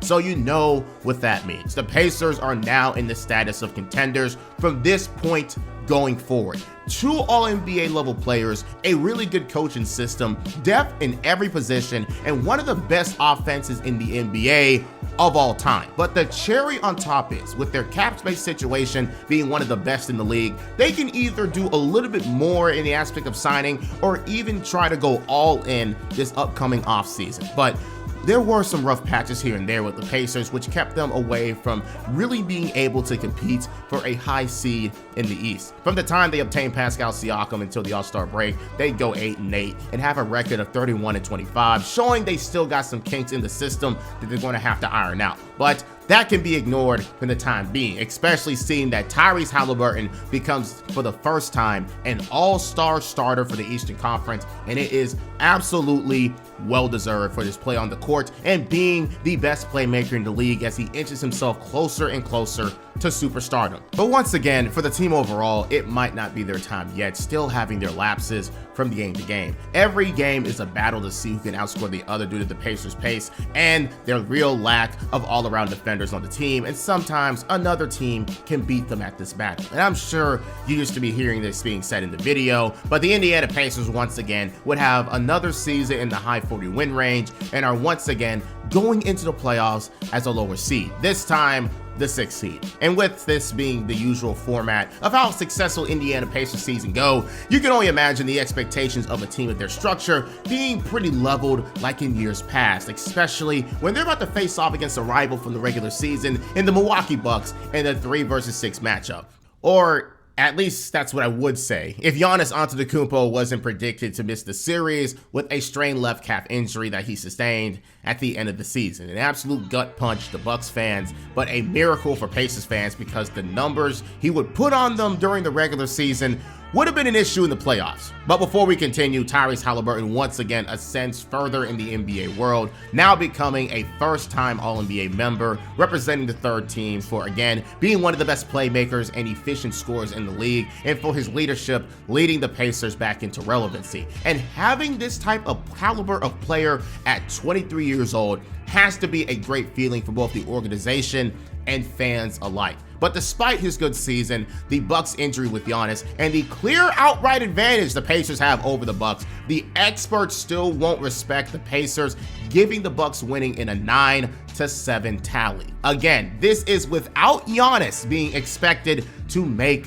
a return. At this point, it's tradition to downplay the Pacers, but let's see, going into the 2024 playoffs, if it's warranted. Games 1 and 2 would be split 1-1, even without Giannis Antetokounmpo, and that's because you still have to deal with Damian Lillard, who scored 35 points, and Chris Middleton, who's been given the Kawhi Leonard treatment in the regular season and is now fresh for the playoffs, scoring 23 of his own to shut down the Pacers 109-94. But game 2 would see the Pacers come back to normal on offense, with 3 players scoring 20 or more, and Pascal Siakam scoring a game high of 37 points. This series would be much different if Pascal Siakam was never traded to Indiana, because so far he is carrying the Pacers offense as Tyrese is looking more content being a game manager and getting everybody else heated up. But now in Indiana, this is a crucial game 3 to take, and both teams were going back and forth after the Pacers blew a 39-22 first quarter lead as the game continued on. And the Pacers would start to show their inexperience once more in the clutch, with Andrew Nembhard and Aaron Nesmith both splitting free throws in the final minute, which only gave them a 3-point lead in the final 6 seconds. And of course,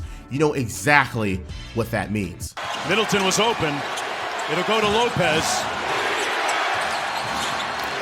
Middleton got to look for 3. Got it! Oh my! Miracle in Indianapolis. Middleton drains it to knot it at 101. Call it luck, call it fake, call it whatever you want. But all this can be called was the Pacers giving the Bucks an opportunity, and they banked on it, with Chris Middleton making a miraculous 3-pointer to take the game into overtime because they didn't foul up 3 to force 2 free throws. But in overtime, we'd see yet even more playoff madness. That Bucks defense pointed it out. Haliburton takes it in the backcourt.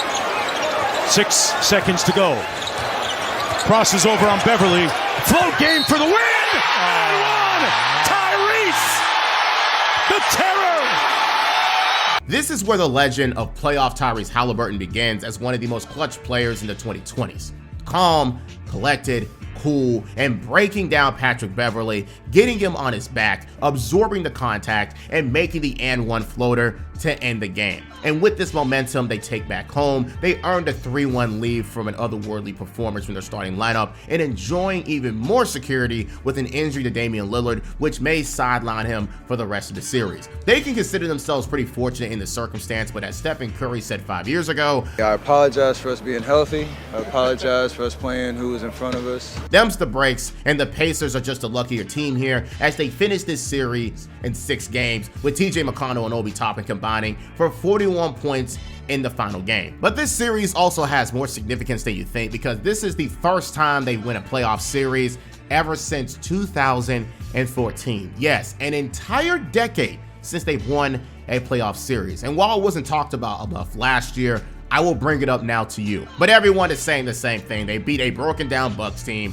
Their next opponent will be a much better test to see how the Pacers react in the playoffs. And it's against the New York Knicks, led by All-NBA second team member Jalen Brunson. Of course, they are without Julius Randle, but considering his playoff resume so far, that might have been the best for the Knicks. And as messed up as that sounds, Knicks fans, don't act like you weren't thinking the same thing last year. And as expected, this was going to be a much harder series for the Pacers because Jalen Brunson would go off for 43 points, with 21 of them coming in the fourth quarter to win the first game 121-117. And game 2 would see OG, Dante DiVincenzo, and Jalen Brunson taking turns on the Pacers defense, or lack of thereof, each scoring 28 points or more to win by 9, with Jalen Brunson yet again taking over the fourth with 14 points. The Pacers obviously has had a defense problem all year, and with no true lockdown defender for a talent like Brunson or even the other targets in the starting lineup, the Pacers are in big trouble of being exposed. And from this point on,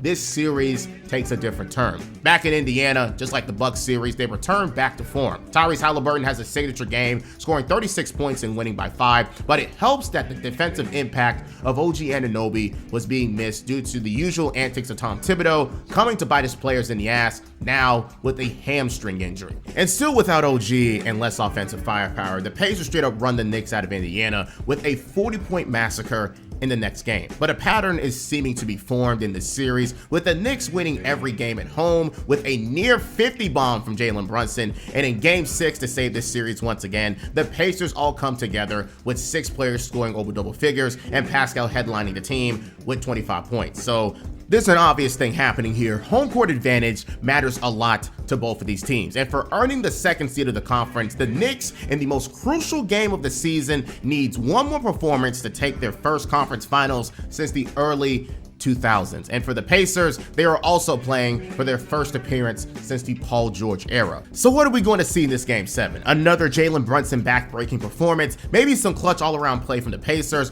another signature Haliburton game, or even a game winner, hopefully. Game 7s are meant to be the pinnacle of the sport and will all-time great moments happen. So what happens in this one? We check in with Lisa. Mike just got this update from the Knicks, and it's not good for Jalen Brunson. A fractured left hand. He's done for the day.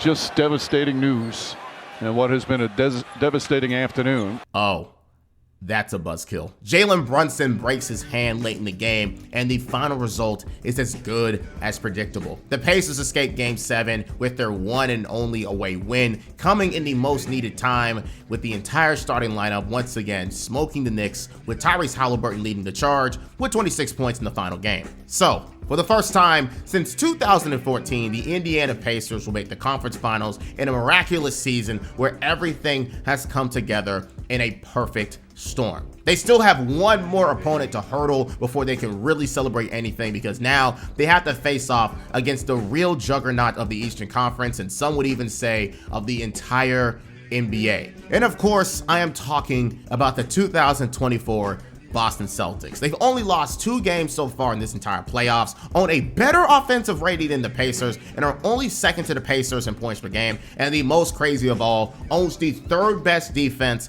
with the 5th best scoring defense. What is the chance the Pacers can ever rise over this Celtics team who own star power all over the starting lineup, and with the potential for literally anyone in their starting 5 to score 30 if given the chance? It's very low, and everyone sees the Pacers as the clear underdog. And the very first game of this series was an absolute showcase on offense on both sides. Over the entire game, the Celtics would go on a huge run and go up large, and then the Pacers would have to go on their own run just to tie up the game, and the pattern repeated multiple times. But finally, in the fourth quarter, we see a score of 93-94, with the Pacers only down 1, and all they gotta do is outscore this Celtics team by 2 points in the quarter to escape with a win. But once again, the Pacers broke down in the clutch. The Pacers are up 3 with 47 seconds left, and with the opportunity to seal the game, Tyrese Haliburton turns over the ball, and then Andrew Nembhard does the same with under 10 seconds left. So yet again, we're at a situation that they've already seen. Do they foul up 3 and play the free throw game, or do they allow a shot to be taken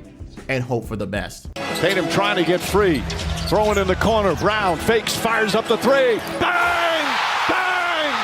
Jaylen Brown knocks down the 3 to tie the game. Timeout, Indiana.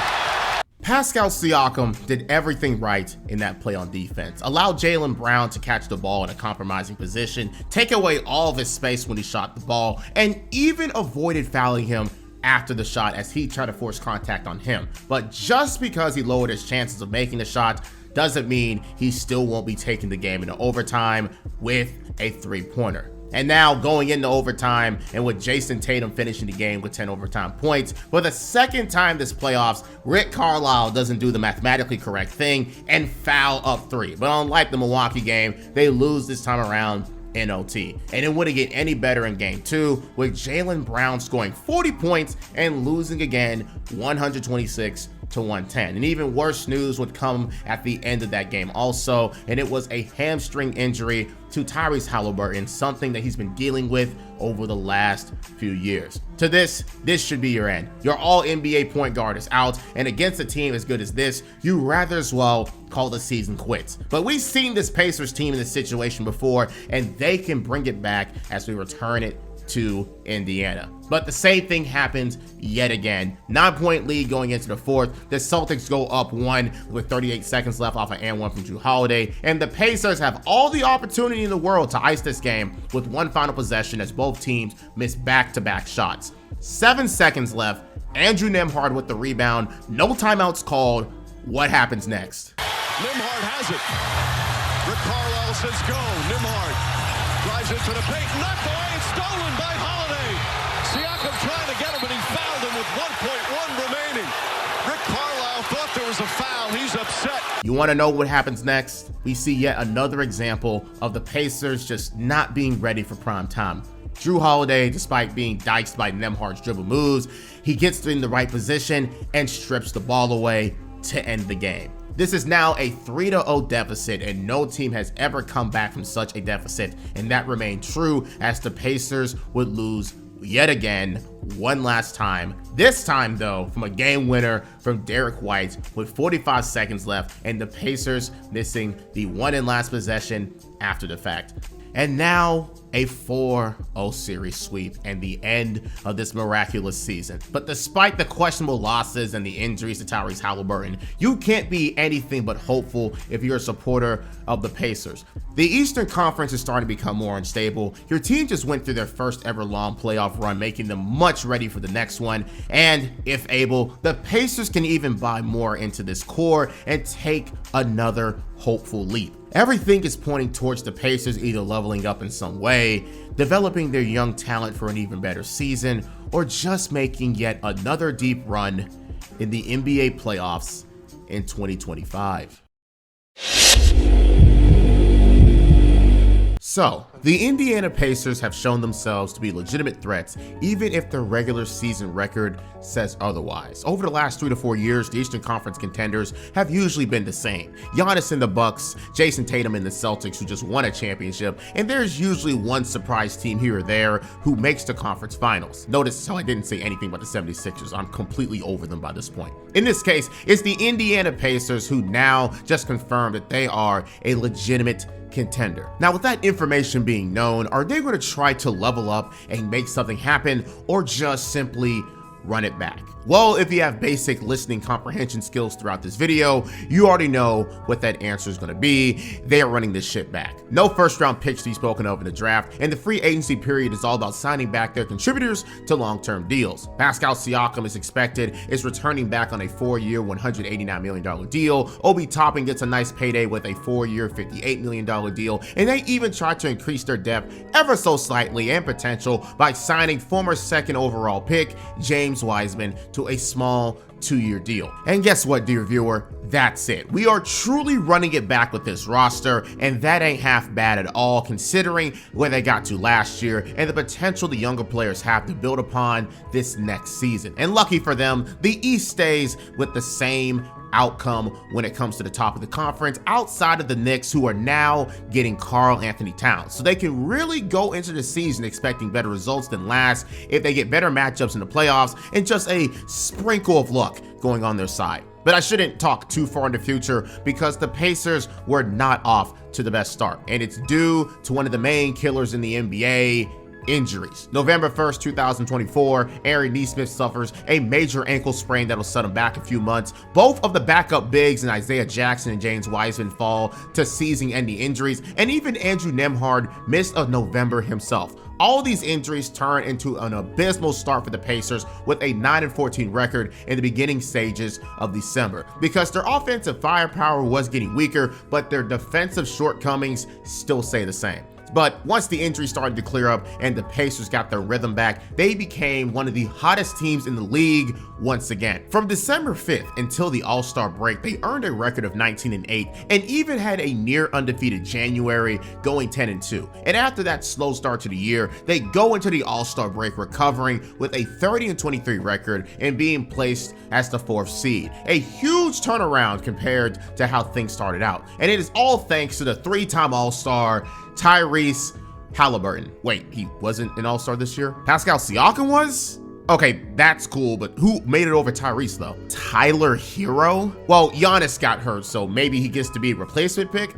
What do you mean, Trae Young? Okay, so Tyrese didn't make the All-Star team for the 3rd straight year, but congrats to Pascal for making it this time around with his first full season with the Indiana Pacers. Sometimes you just gotta scratch your head at decisions like that. But while it would be nice to have those accolades, the real thing Tyrese wants this year is to run it back to the playoffs and make it back to the conference finals, and this time make the NBA Finals. The first time since the beginning of the 2000s decade. And you know what? The good times keep rolling for the Pacers after the break. They finally figure out their center issue, picking up Thomas Bryant and Tony Bradley, who both provide completely different things for the team. Aaron Nesmith returns to the lineup healthy with no more issues. And from the All-Star break to the end of the season, the Pacers finished one of the best records in net ratings in the league, and it sets a great preview of what's to come in the 2025 NBA playoffs. And despite their start to the season, they end things with their first 50-win season since 2014, but this time around, they're looking to go even further than the team from that time and not getting stumped again in the conference finals by a superior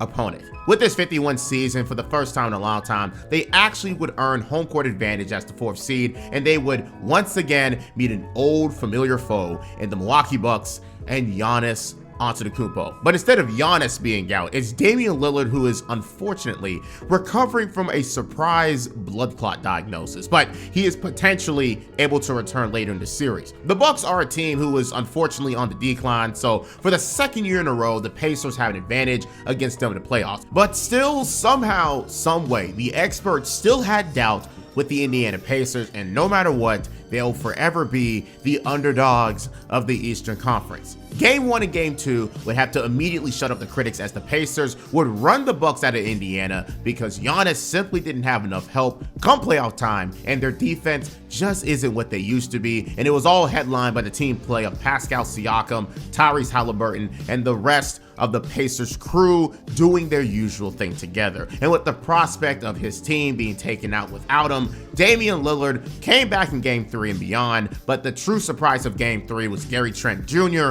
doing his best Damian Lillard impersonation, scoring a game-high 37 points with 9 threes to give the Bucks a spark, and for sure made the Pacers go back to the scouting scouting report and try to slow him down. Because a 30-point score with Giannis can definitely be a lot of trouble. And with the aspirations of being up 3-1, the Pacers once again overwhelmed the Bucks with their stacked offensive depth, with 8 players scoring 10 points or more and blowing out the Bucks 129-103. So 2 straight seasons of taking on the Bucks in the first round, and it looks like they'll be knocking them out again. But Milwaukee is going to try their best to stop that, because Gary Trent Jr. made another 8 threes, Giannis had a 30-20-10 triple-double, and even AJ Green came in with 6 threes of his own. In this game alone, they were flirting shooting 50% from 3 as a team, and things were looking like the Bucks were going to steal Game 5 and take things to 6. But that was until we once again meet an old friend from last year. Gotta get that ball to Giannis on that block, no less. Slight difference, game clock, shot clock. Haliburton to the rim,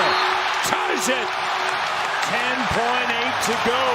Poor defense from the Bucks ends up pushing what should have been a win into overtime. And with the Bucks giving the Pacers a chance to end this series with extended time on the clock, we yet again see Tyrese Haliburton come clutch and end this series.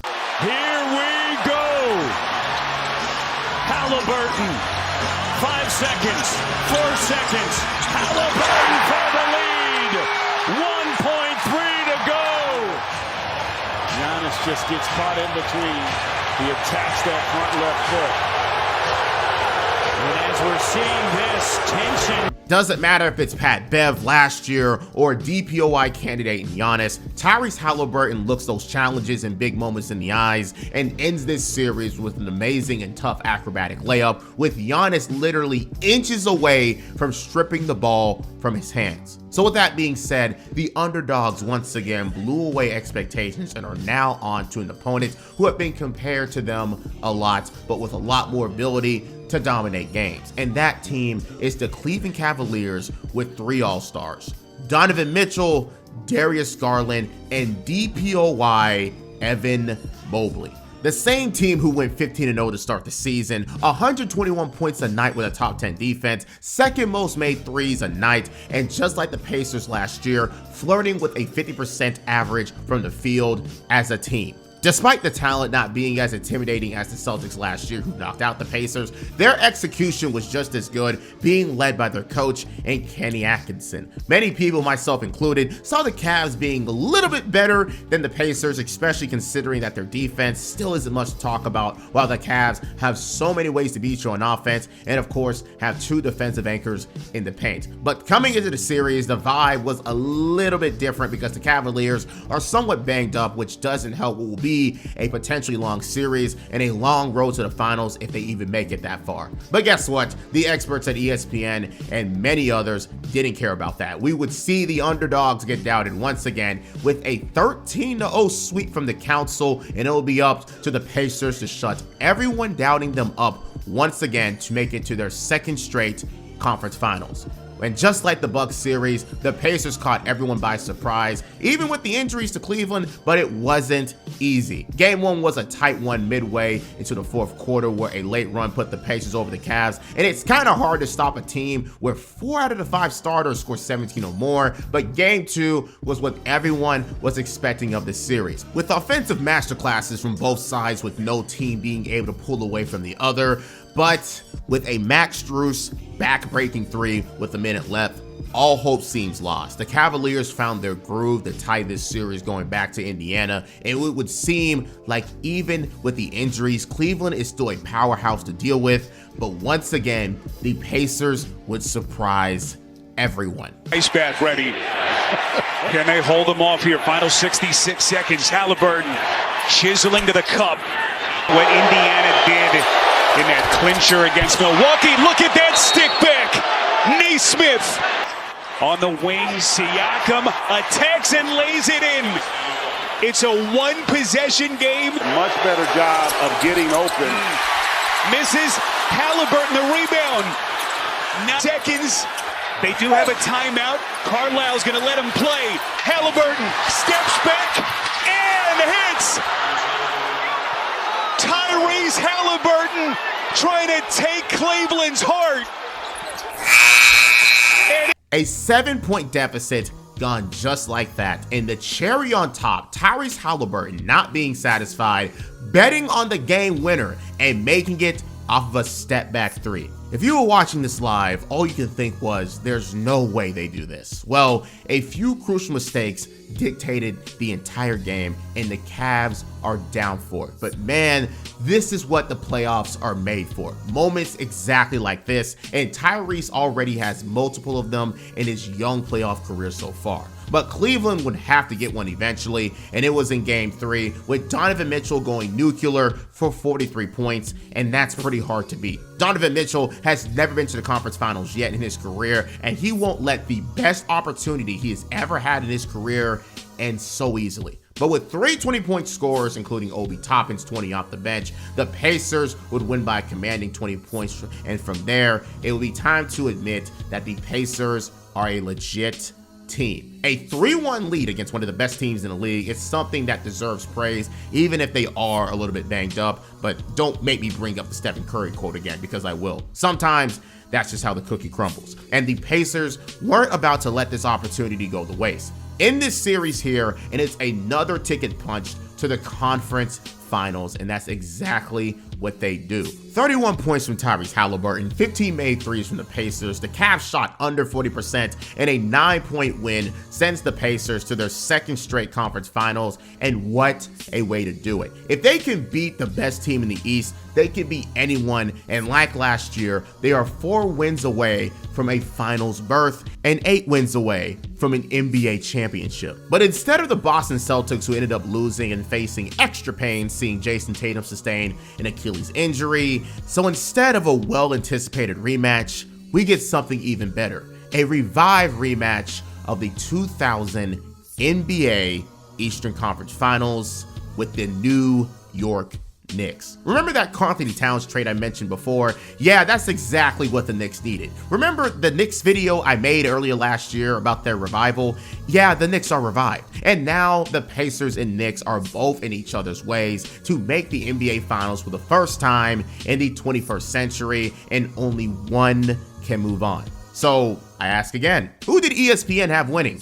Well, how about it? No matter what the Pacers do, they will forever be doubted. So I guess that means the underdogs have to do it yet again. Except Game 1 looked to be, yet again, another edition of Jalen Brunson cooks the Pacers defense for the second postseason in a row. But now, added alongside that, is Cat joining in the fun, abusing the Pacers interior. And with the Knicks exploding early in the fourth quarter, the Pacers look like they're just going to have to regroup and try it again in Game 2. Cat is destroying them inside and out, and Brunson is still on his usual King of New York thing, taking over the fourth quarter. With 3.5 minutes left, the Knicks are up 11, and it might just be time to call it quits. But as usual, never ever call the Pacers out of a game too soon. 29 shooting threes, about 38%. Haliburton, his three is good. The screen from Shepherd, he'll roll and he'll find the defensive part. Neesmith three, good! On one. And I'm surprised they don't have Miles Turner, the rim protector, on the floor as well. Neesmith three, good! Another one from outside. Neesmith again, three, got it! He's a flamethrower! Controversy there was. Neesmith, it's a three, it's a 2-point game! Haliburton, he'll take it, he'll backpedal, a three for the win, and he got it! Yep. I couldn't believe it either. Aaron Neesmith nearly single-handedly brought this game all the way back with 5 threes in the final few minutes, and with every three getting more ridiculous than the last. And for the soul-sucking one coming at the last three, as Tyrese Haliburton gives us a shot right out of the book of Kawhi Leonard with a super high bounce, and then it drops in, and giving us some showmanship with the legendary choke motion replicating Reggie Miller, even though he did that on accident thinking that he won the game, but I'm just going to continue. And with that momentum from the comeback, the Pacers would finish the job from an Obi Toppin dunk, and that is a 1-0 lead for the Pacers, and probably the best game of the NBA playoffs. We should all know that even losing one game in a playoff series is absolutely an opportunity you love to have back, and the Knicks are for sure regretting letting game one escape them, as the Pacers would take a decisive 3-1 lead from a 39-point masterclass from Pascal Siakam in game 2, and game 4 had Tyrese and Pascal score 30, while Benedict Mathurin gave some much needed support with 20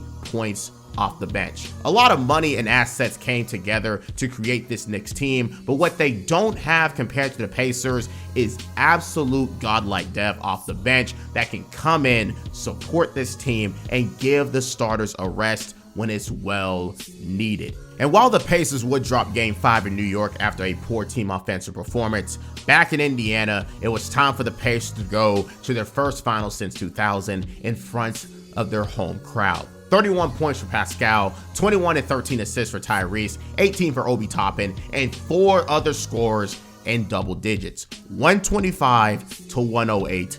Pacers win, and the biggest underdog, one of the most slept on teams we've ever seen, has made the NBA Finals. And funny enough, just like when the Mavericks took it all the way in 2011, both teams are led by Coach Rick Carlisle. With the context of how they picked things up after their slow start in the state of the Eastern Conference at the moment, it makes sense that it wasn't too far-fetched to believe in the Indiana Pacers. If they were even having a half-decent start, they'd be closer to a 60-win season. But that start masquerades their real power together and turned themselves into the underdogs in the NBA and are now 4 wins away from winning their first championship since 1973, before the NBA and ABA even merged. So, who would their opponents even be?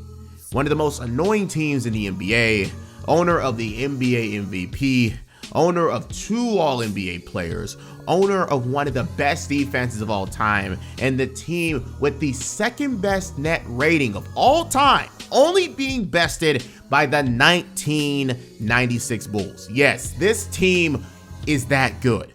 The OKC Thunder. The success of this team and how they came to be doesn't even be talked about anymore, especially if you watch my video on their rebuild, which you should, or your first round pick in the 2025 draft will be out of the league in 3 years. But the funniest thing about this matchup is how both of these teams got their jump start off their package of a Paul George related deal. SGA and J-Dub came from the trade from the Clippers, and the Pacers, well, we already talked about that already. The context of this finals has insane lore, but it wasn't a hyped up series, as still, no matter what the Pacers did in the East, they were still being doubted. And yes, I myself had the Thunder steamrolling the Pacers just off their defense and execution alone.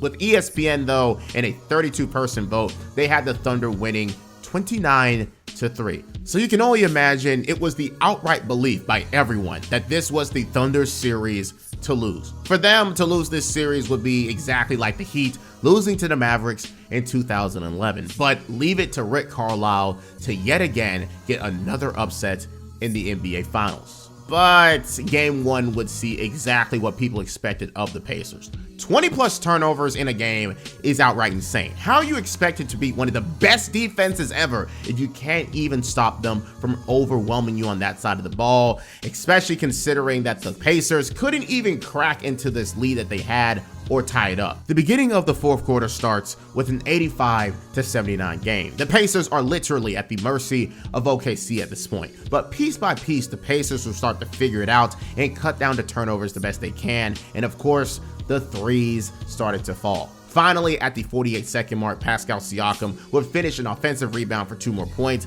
and the Pacers, for the first time in a long time, are in striking distance. One more possession is all they need to finish what was supposed to be a loss and now being turned yet again into another comeback. And as SGA would miss his routine jumper to ice the game, he misses, and the Pacers get that one last chance they've been looking for. Gilgeous-Alexander spins, pulls up, jumper, off the mark, won't go, rebound Neesmith. The Pacers with a chance to win it. Final seconds, no fouls to give. Haliburton looking, Haliburton driving, pulls up, jump shot. It's good! It's good! With 0.3 of a second remaining. Timeout, OKC. From the missed shot to the fortunate matchup with a shorter Cason Wallace and somehow shaking off Wallace for that 1 second and getting his shot off with no trouble, Tyrese Haliburton does it again. That makes 4 times all postseason he has either extended or ended games with the final shot, and at this point he is truly creating a legacy of becoming part of one of the biggest upsets ever and being one of the clutchest players in the playoffs. He comes through every single time, and now that brings everyone in America, outside of Oklahoma of course, to become believers in this series that maybe the Pacers can pull off the statistically impossible, but that does not mean it's going to be easy. By game 5, it is a 2-2 series tie, and you can see the Pacers are slowly figuring them out, but at the same time slipping up and just dealing with one of the best teams ever by a statistical standpoint. Game 2 would see 20 points from Alex Caruso and 18 from Aaron Wiggins off the bench being the deciding factor as the Pacers would get outplayed. Game 3 would be the Benedict Mathurin game where he scored 14 points in the 4th quarter alone and 27 overall to give the Pacers a 2-1 lead, but game 4 would yet again see 20 points from Alex Caruso and Jalen Williams finally coming alive with 27 his own alongside Shai Gilgeous-Alexander doing his usual. When Shai gets 30, that's fine. In fact, many people would expect that by this point, but when the others on the team give you problems, it'll be the Pacers' downfall as an already pretty average to below average defensive team, and those slip-ups come with real drawbacks, especially when Jalen Williams runs that performance back with a 40-point game, and once again Shai being unstoppable as usual. Now down 2-3, their backs are against the wall, but taking it back to Indiana in front of a full house is exactly what the Pacers needed to take this thing to 7 games. This one was done by halftime with a 64-42 score, seeing the Thunder this time around struggling with turnovers, but the job isn't done. The Pacers are 1 game away from doing the impossible.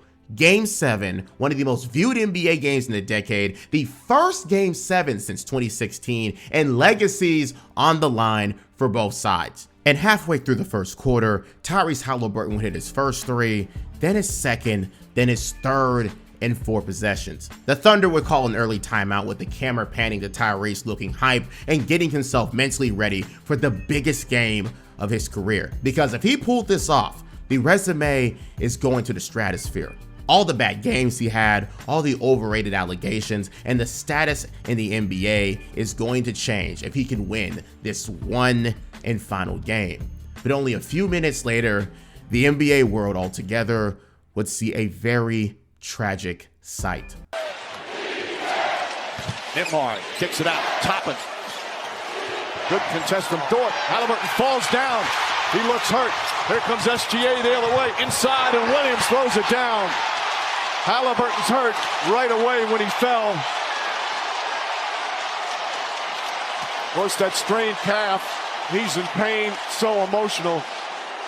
I won't even lie. Once I saw Tyrese Haliburton crying after he tore his Achilles, I had to turn off the TV for a few minutes because that right there was probably the worst I ever felt for an athlete in a long time. The man leads the Pacers to a miraculous final game, start the Pacers off on a great run, and even looked better than ever, trying to be as aggressive as possible to win this game, to really shut up everyone who ever had any criticisms of him this season, from not being able to play that much in the Paris Olympics, from being looked down upon by players and fans alike, and this one game was going to change everything about his career. But his body gave out at the worst time and putting a giant spotlight on a huge trend of players tearing their Achilles this season.